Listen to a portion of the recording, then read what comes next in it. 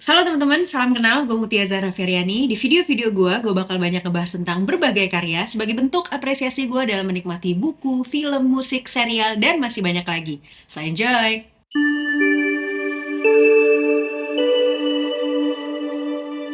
Hari ini gue mau ngebahas salah satu buku yang sebenarnya bukunya udah lama terbit, tapi orangnya, ya tokoh dari buku ini, itu lagi ramai banget diperbincangkan lah pokoknya. Dia lagi heboh lah pokoknya, lagi banyak banget kegiatannya yang jadinya muncul di publik dan cukup membuat banyak orang jadi ngomongin dia. Nah makanya gue mau ngomongin buku ini yang judulnya adalah Elon Musk.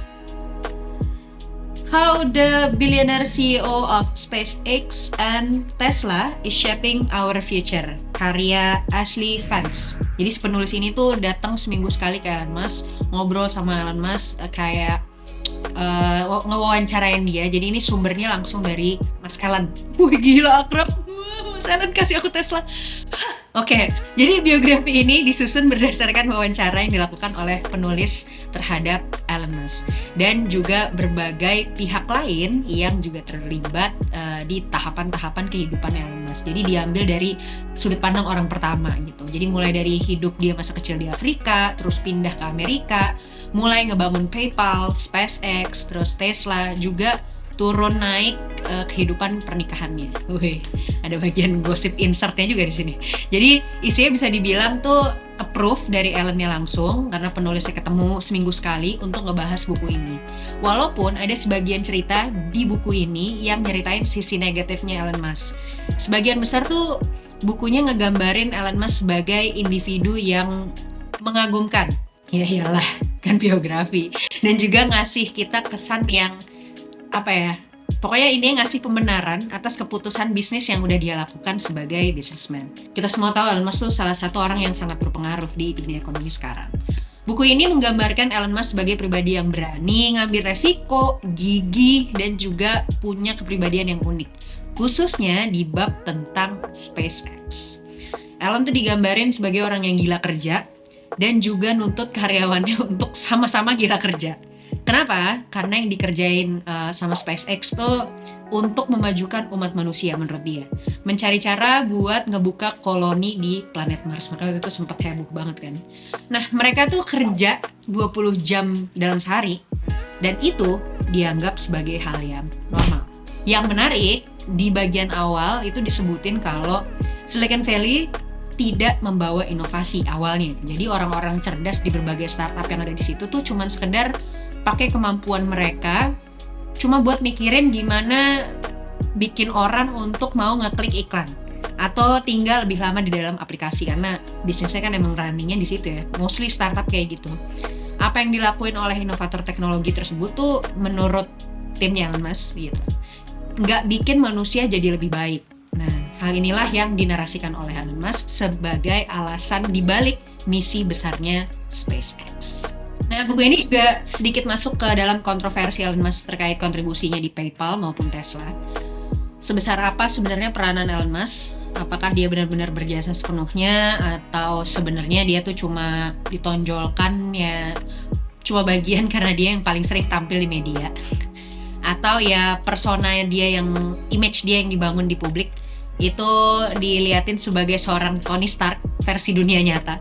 Bahkan bikin dia tampil juga jadi cameo ya di film Iron Man 2. Buku ini terbit di tahun 2016, jadi ini ya update-nya pada saat itu ya sebenarnya. Yang sekarang mah udah banyak banget yang dia lakuin, kayak bikin roket gitu, terus ngorbitin Starman, bahkan udah berhasil bikin roket yang dapat digunakan ulang gitu. Terus SpaceX, karena SpaceX bisa jadi besar gitu berkat banyak kontrak kerja sama pemerintah, dia bakal tetap fokus apa enggak nih sama misinya nerbangin manusia ke Mars, itu juga lagi diobrolin.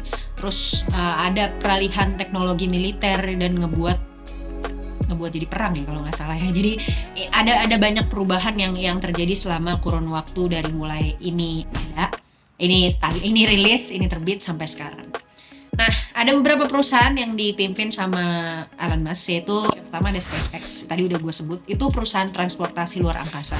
Yang bikin perusahaan ini unik, biasanya perusahaan tuh semacam mendapatkan pembiayaan dari pemerintah. Tapi ini beda.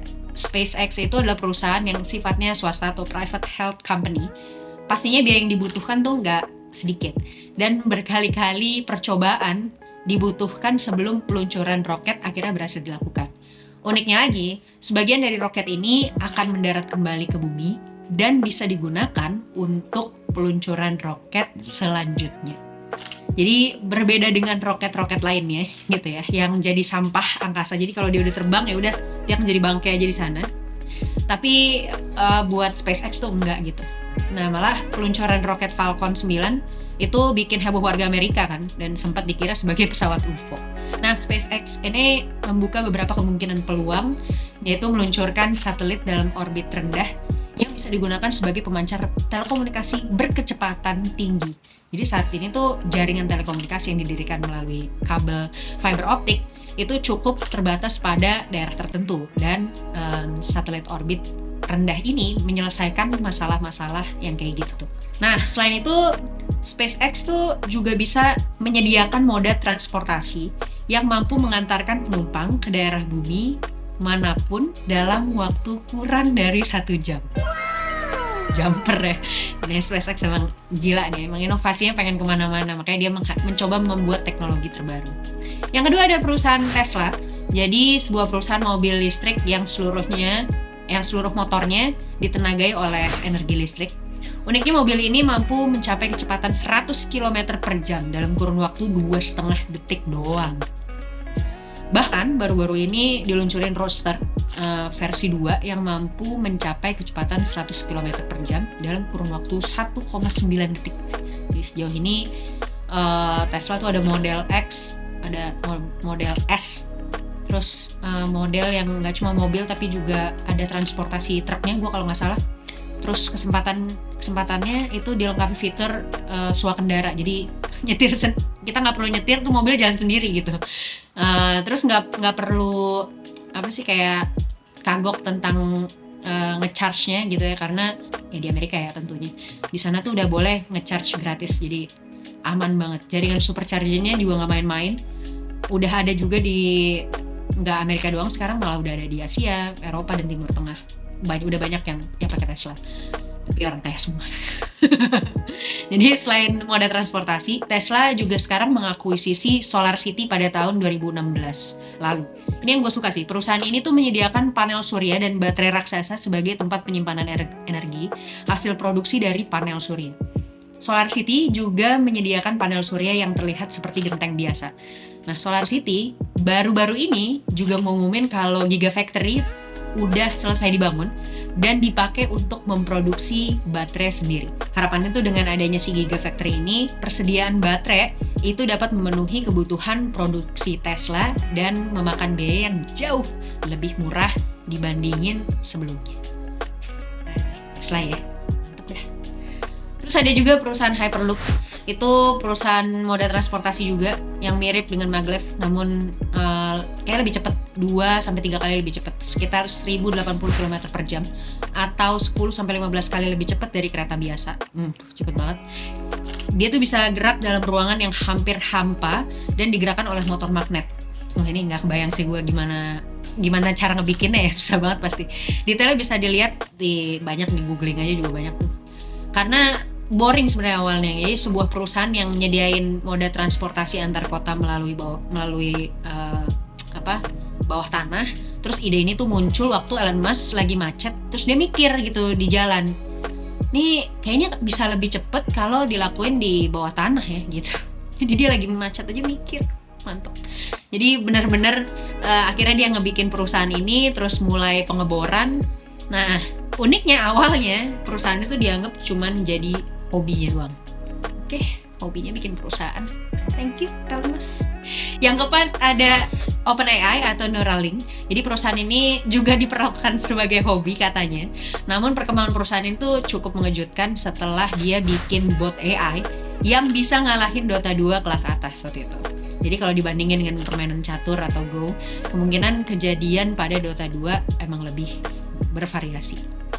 Nah, gila. Ini emang canggih sih Elon Musk. Momen-momen paling tertekannya Elon Musk itu waktu kegagalan peluncuran Falcon 9 yang cuma punya 2-3 kesempatan lagi sebelum kehabisan dana untuk peluncuran selanjutnya. Gak cuma Elon Musk, karyawannya pun udah putus asa.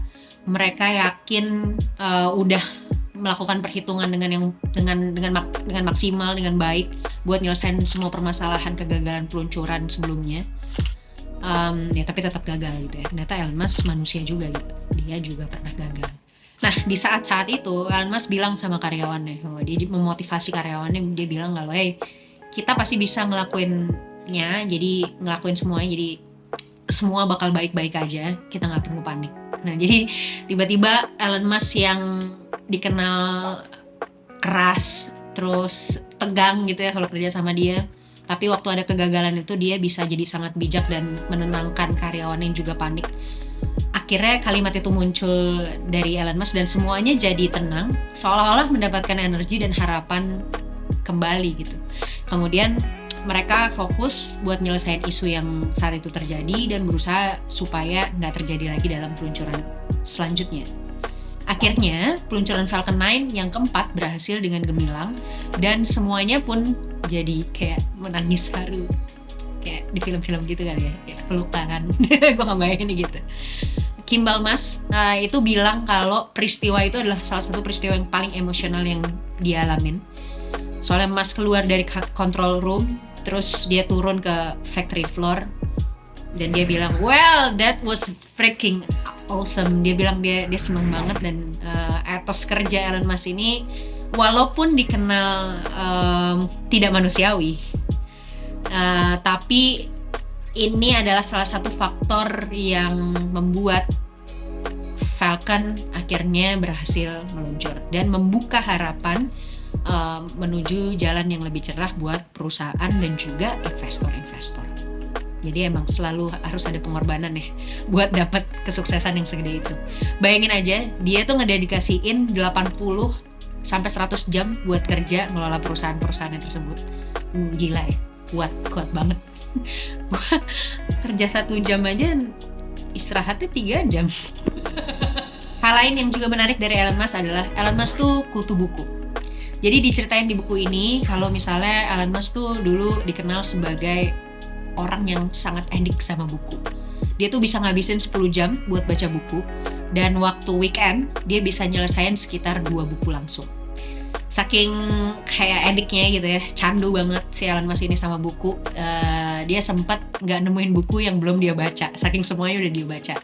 Dia bahkan pernah ngeyakinin ada petugas perpustakaan buat beli buku baru supaya dia bisa baca gitu, karena ini semua bukunya udah dibaca sama dia gitu. Dan yang lucu juga adalah Elon Musk tuh sangat fokus dalam memikirkan sesuatu, sampai dulunya dia dianggap sebagai anak yang aneh dan punya dunia sendiri. Ya jelas sih, sekarang dia bikin dunia sendiri.